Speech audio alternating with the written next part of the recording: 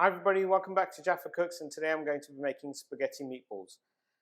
Before I start, if you haven't already subscribed to my channel, please do so. Click on the bell icon, get the latest updates, follow me on Instagram, and share with your family and friends.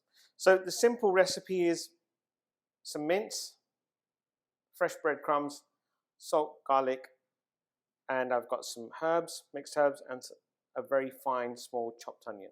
For the beef, I've kept my beef coarse ground, so I went to the butcher's and just had something which is coarse ground, not finely ground. So it only went through the mincer once. That gives it some texture. So when I want to basically create, or when I make my meatball, there is some air, pockets of air inside. It doesn't become stodgy and like a big lump of meat. So I'm going to just break up my mince quickly. So I'm going to put the meat to one side for a minute, and I'm just going to take my breadcrumbs. Now these are fresh breadcrumbs. So all I've done is basically taken some slices of bread and just blitzed them into just a blender really, and they've come out quite fine, and that's what I wanted to have. So I'm going to introduce the dry ingredients, which is black pepper,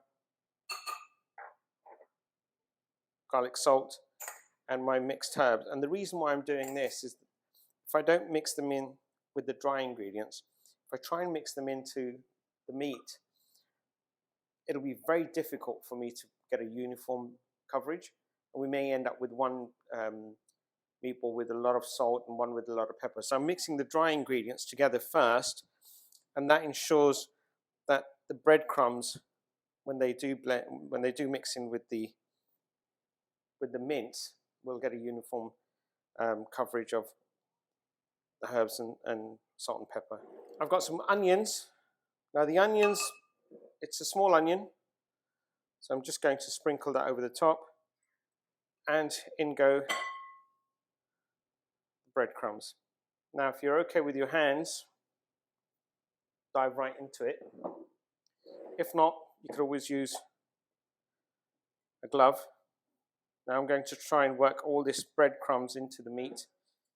My breadcrumbs are nicely mixed in, and all I'm going to do now, I'm going to see how many meatballs I can actually make out of these. I would say a good 12 to 16 meatballs.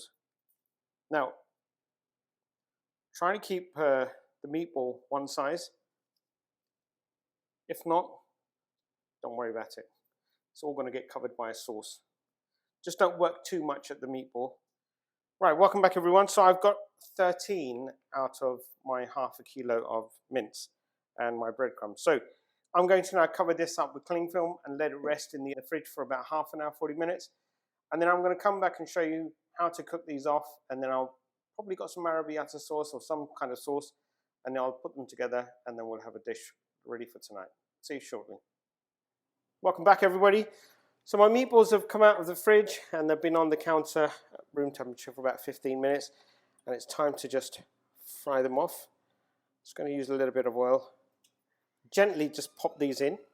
I'm just going to gently pop these in one by one, just making sure they've got a nice little coating on the base.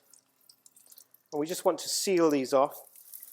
So I'm just making sure mine are done so they're a little bit brown. I don't want them undercooked, and I don't want them to have that grey colour on the outside. I want them to have a little bit of a brown colour. Right, I'm just going to turn these over now. Sometimes it's tricky to cook meatballs on the side because they'll always tend to roll over. So I tend to just cook them onto one side, and then I'll just carry on turning them. We do want to seal all the edges, so I'm going to turn them over again one more time just to make sure that all the edges are sealed.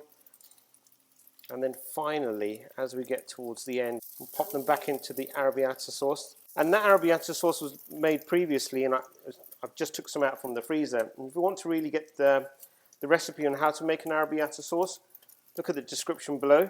It's got a step-by-step direction and all the different ingredients that are required. It's not really complicated, but it goes really nice with the meatballs. Okay, looks like my meatballs are done. I'm going to take these off the heat. So I'm going to pop these in one by one. Give them about 10-15 minutes on medium heat, and then I'll see you back at the serving tray.